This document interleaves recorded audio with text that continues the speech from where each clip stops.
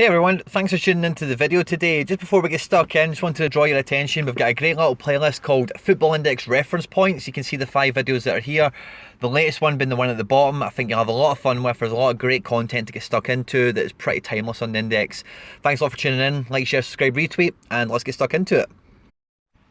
So, here we are already, guys. Match day 3 is upon us. Going to start doing the previews on the Monday. The recaps will come out on Tuesday as normal, the reviews as normal. So if you're looking for a discussion on what happened over the weekend, that will drop tomorrow once we get the Man United Wolves game out the way tonight. But this match day ahead, guys, looks to be just as profitable as the last two we've had. Now, my previews, the last two have been really spot on, close to the heart, I don't mind telling you. And I'm having a lot of fun doing it. And there's nothing better than when you put your head above the parapet and say, this is what I think is going to happen, and you see it come to fruition. So, Friday night, we have a Premier League game back on Friday night. Aston Villa at home at Everton. This game, guys, itself doesn't... The thing with Friday night fixtures is in the Premier League is sometimes they can be crazy because it's under the floodlights and it's Friday night and all that type of thing. But on paper, I think this looks like a boring match. You know, I think it could be like a 1-1 draw, a 1-0 win or something like that. Villa, with the goals they've conceded, their training all week is going to be on defending and keeping it tight. And Everton are pretty confident, you know, but again, their scoring's been relatively tight, and I can see this being a relatively tight match. The media will go to anyone who stands out, guys like Grealish, if Moise Kean makes an appearance and does well, even Calvert-Lewin if he was to go and bag a hat-trick or something daft like that. I think media is going to be won potentially by any standout performers there. And then you've got some players I say like your McGinns, your Louises, your Grealishes, even the guy Wesley. You know, if these guys step up and make a performance, there's some great potential there. We move to the Bundesliga, and then what I think is probably most people's favourites for the Bundesliga is Dortmund on a Friday night away to Cologne. Now, this game will be tasty.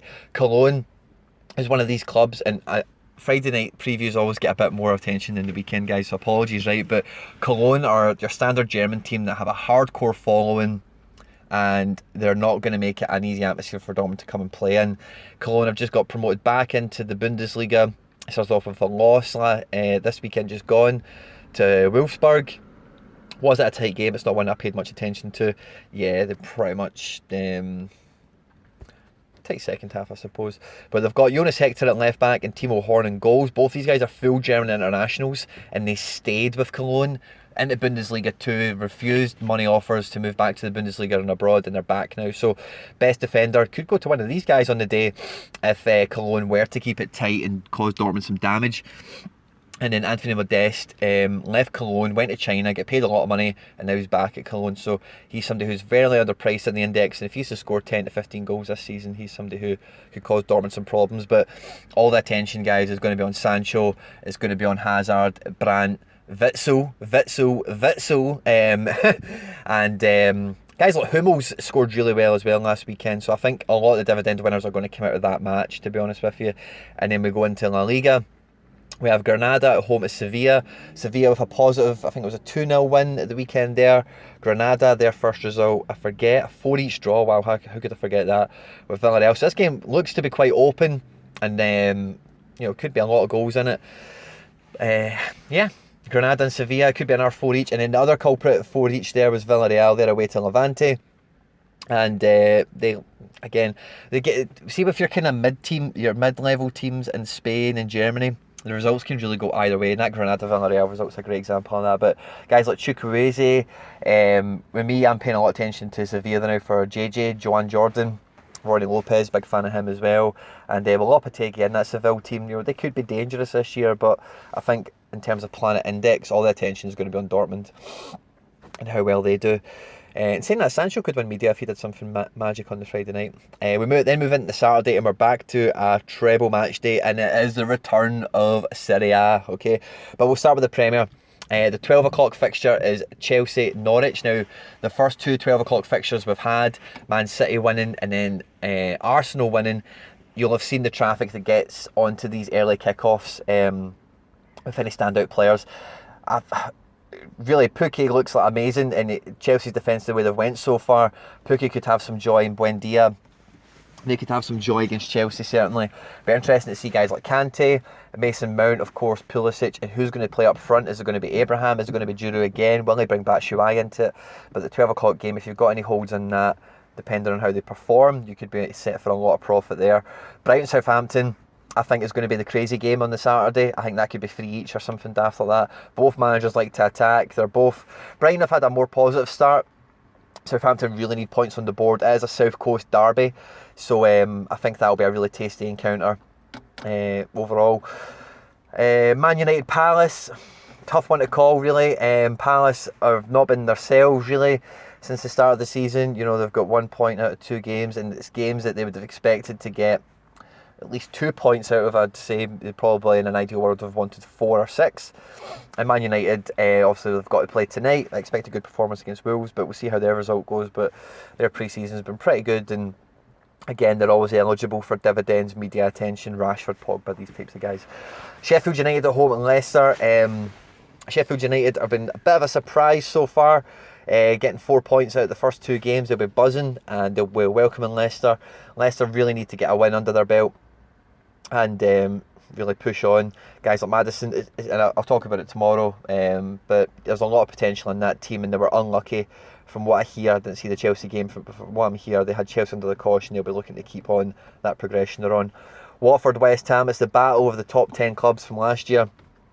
Very evenly matched contest, and they both need their first win. We both know how they're going to play, we both know how they're going to set up, and again, you know, it could end up 0-0, could be 4-0 West Ham, but a tight affair is what I expect. Javi Gracia will know his job will be under pressure very imminently if he doesn't get a win on the board, and likewise Pellegrini spent a lot of money and he needs 3 points badly.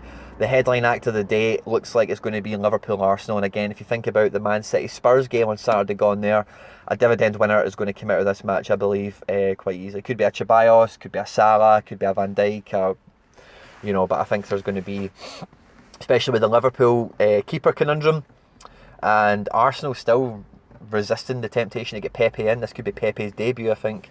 And yeah, that'll be the headline act of the day, I think. On Ligue 1, nothing exciting, nothing sexy. Metz have a lot of talent in their team. We spoke of that in the Matchday 2 preview.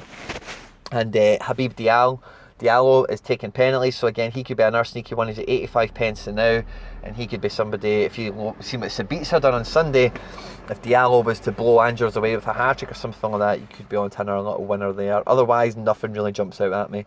If I'm missing anything, guys, also feel free to drop them in the comments below. We then move on to the Bundesliga on Saturday, and all the 2:30 kickoffs. There's nothing overly sexy here. Leverkusen, of course, we want to see Kai and Volland and Bailly and Demerbe, Ta, all these usual guys that got a lot of love on the next one. See how they do. Bremen and Hoffenheim could be anything really. With the results they've had, Gladbach would expect him to blow Mainz away. From what I hear, Thuram and Plie looked good at the weekend in that 0-0 draw. They were unlucky not to get anything from the game, but Mainz conceded 5 goals already in the cup and the league, and yeah, I think Mönchengladbach could put a cricket score on the board. Paderborn and Freiburg. Now, Freiburg were close to getting a dividend winner against Mainz at the weekend, didn't quite make it. And Paderborn, again, are a lot of favourites to finish bottom this season, so I wouldn't hold your breath on predicting what's going to happen there.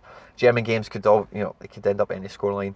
But in Germany, the big act of the day is Schalke against Bayern. I did expect a Bayern win against Hertha. There was a 2-each draw, but again, the pressure is on both clubs to get their first win on the board after drawing Matchday 1 for them, Matchday 2 on the index.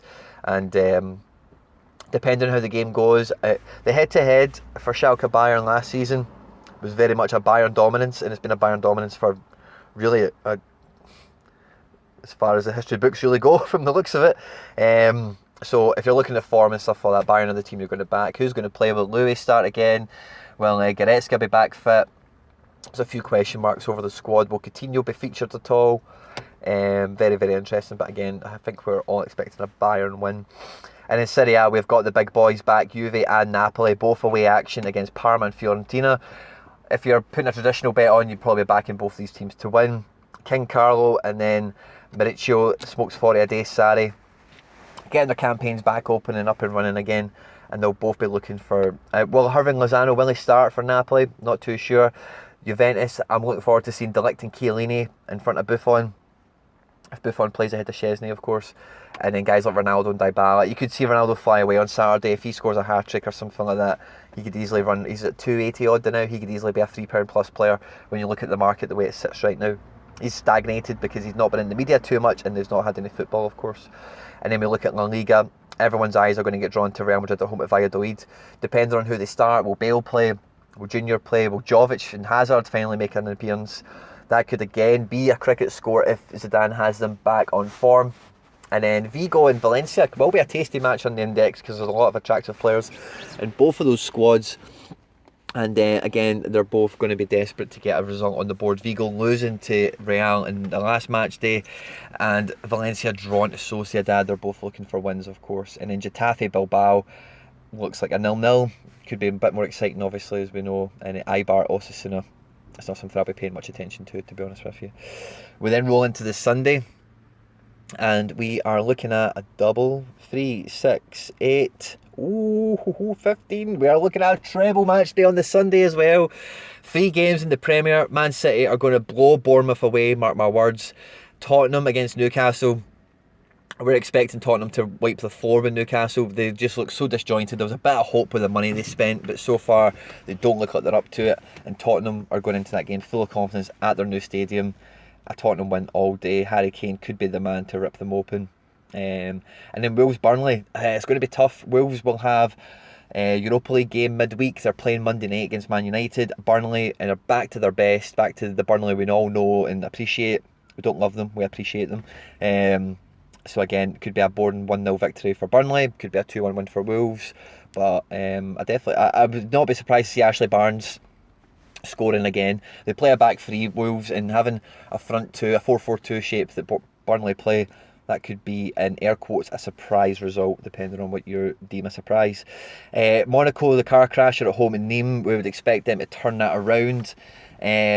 Strasbourg and Rennes will be a tight game against two quality sides. You know, they're strong outfits. And oh Jesus, I must have missed this last night. I must have totally switched off. I did not realise they lost. Wow, well done Rennes. Sorry guys. Live reaction on camera. Wowee, I did not realise that. I definitely clocked off by that time. I was shattered yesterday. So yeah, wow, Rennes full of confidence. Strasbourg going through the Euro qualifiers, I think, as well, and they've had a good start to the season. Wow, yeah, could be a tasty game. And we need to examine Rennes a bit closer after that result. PSG at home at Toulouse. After that result that we've just seen they had last week, they 100% need to blow Toulouse out the water. And so far against Brest and Dijon, Brest just been promoted and Dijon a minnow in the league. They've not been overly convincing so far. They've sold some players in the summer. Delort, Sanguer might still leave. But again, even if Sanguer puts in a good performance against PSG, gets a good PB score, he's priced in about 85 pence. He could run away quite easily. But that's a game that PSG will be hoping to set the record straight after losing to Rennes yesterday.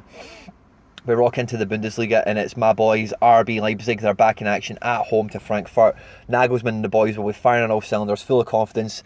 Frankfurt are not mugs. They are definitely not the same team they were last year, but with a solid 1-0 win at home to a weakened Hoffenheim, they will be coming with a degree of confidence and will want to keep it tight.